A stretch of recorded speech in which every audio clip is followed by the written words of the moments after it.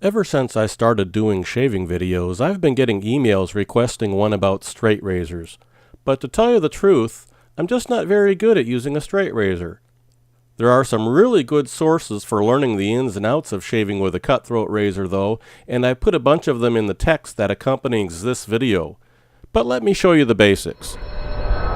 First, let's look at the major parts of a straight razor and the basics of their design. There are some variations, mostly in vintage razors, but here are the most common things you'll find. The major parts of a straight razor include the scales, the razor's blade edge, the point, the spine, the shank, and the tang. You may see some differences in labeling, like where the tang is, for example, but these seem to be the most common descriptions. Let's take a closer look at the width of the blade edge. Blades can come in different sizes, ranging from about 1 inch all the way down to 3/8 of an inch. Generally speaking, the smaller widths provide more control than the wider ones. The most common size is 5/8 of an inch. The end of the blade, the point, may have a variety of shapes, including a barber's notch or Spanish point for maneuvering around mustaches, a French point, a spike point, or a square point. Most of these variations are in vintage razors. Today, most new straight razors have a simple rounded point or a square point. If you read straight razor descriptions, you'll often see references to the grind. This is the shape, thickness, and flex of the blade edge. The wedge type is the thickest, least flexible ground type. Grinds get progressively thinner until you reach the full hollow or even extra hollow type. Some say that thicker grinds, such as the quarter hollow, are easier for the new user to shave with as it is more stable. On the other hand, it provides less feedback to the shaver, which could result in nicks or cuts. Thinner grinds, such as extra hollow, provide more tactile feedback, and some say they are easier to resharpen. But they can also bend or spring more easily, making a consistent shave harder to accomplish. Next, let's talk about metallurgy. The two most common metals used in straight razors are carbon steel and stainless steel. Carbon steel is more flexible, but can rust if it's not properly maintained. Stainless steel is easier to care for and might hold a cutting edge a bit longer.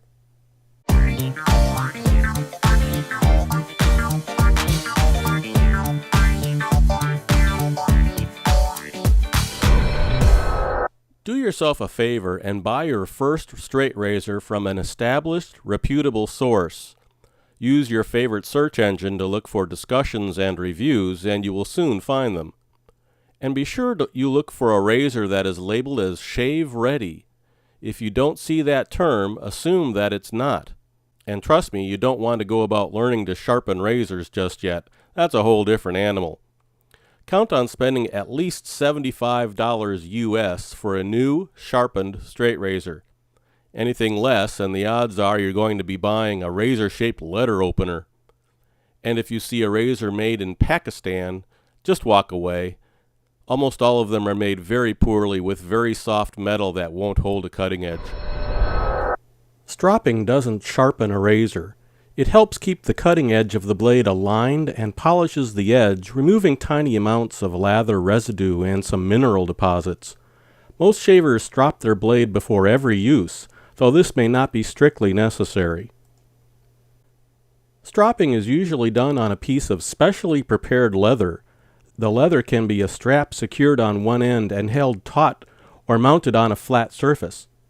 Rest the blade of the razor flat onto the leather, and without pressing down, draw the razor in the opposite side of the blade edge. Then roll the razor on its back over to the other side and repeat the draw in the opposite direction. You'll want to do about 50 of these full forward and back cycles. If the width of the leather is less than the width of the blade, you'll have to move the razor from side to side as it's drawn forward and back. This X pattern will ensure the entire blade edge is prepared. You may have seen razors that look like a straight razor but use replaceable blades. These are often termed Chevettes after the Dovo Chevette, and while they seem like a less expensive option and don't require sharpening or stropping, they may not give you the straight razor experience you're looking for. They just don't have the weight and balance of a real straight razor. But they're popular with barbers because there's no blade maintenance, and state or local law may require them anyway. But shaving with one of these razors may actually be more difficult than shaving with a genuine straight razor. Many of these razors use a DE blade cut in half. Metal models like this one may help a little more with better weight and balance. Finally, all metal models with specially made blades may come reasonably close to a straight razor experience, but the price will approach or even surpass a regular straight razor.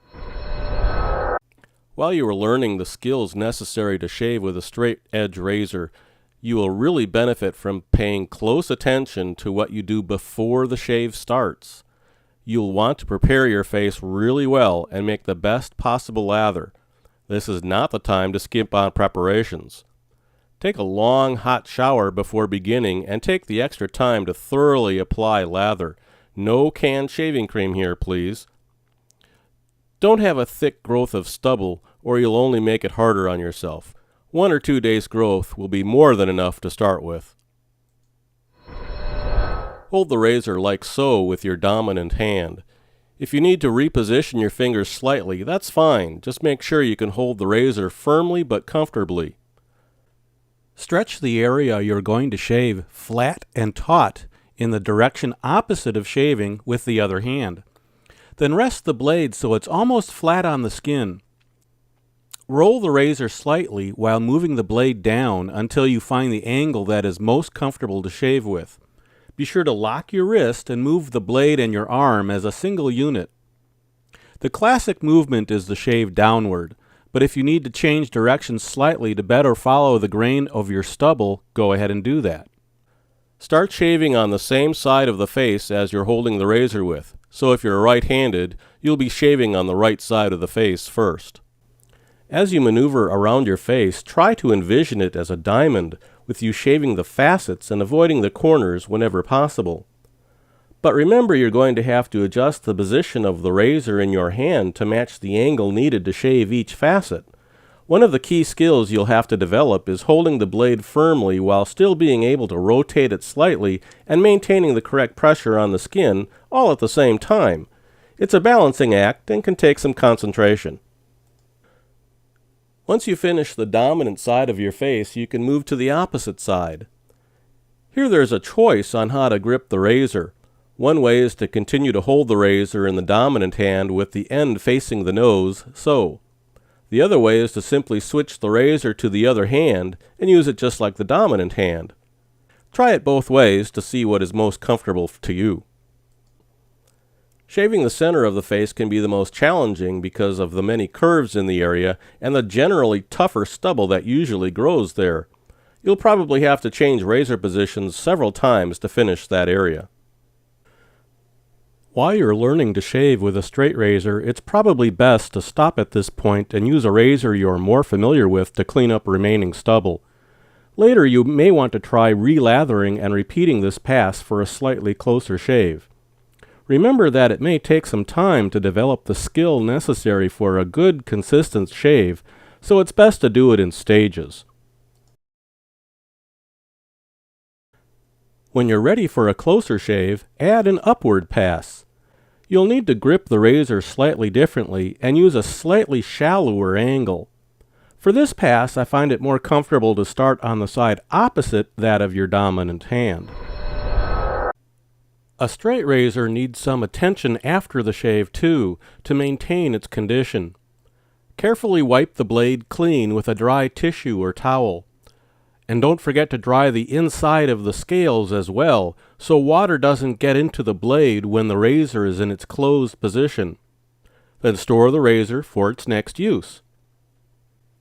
And there you have the basics of shaving with a straight razor.